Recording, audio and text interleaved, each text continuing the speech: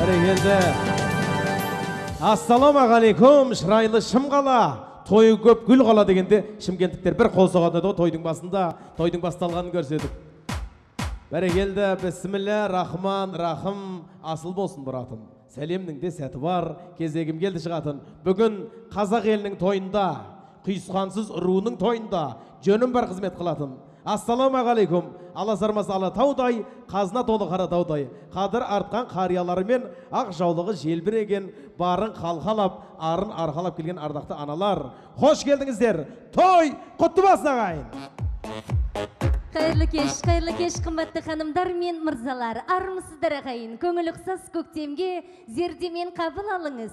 Сөзімнен шәрбәт төккенде. Азаматтары апталдай, арулары ақтаңдай, жомарттығы шанда жоқ, мінездері мақпалдай.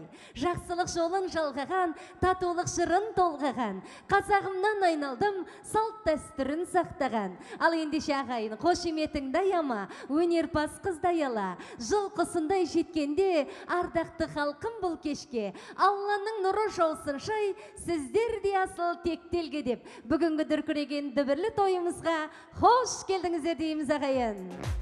Бәрекелді, күннұр бүгін Шымкентте өте ерекше той. Неге ерекше? Неге?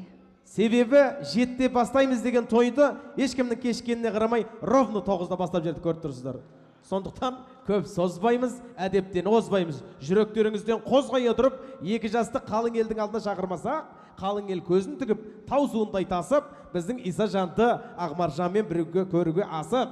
Олай болса, сақадай сай мекен екен жашық? Әрине сақадай сай, себебі бүгінгі кешіміздің нақ иелері.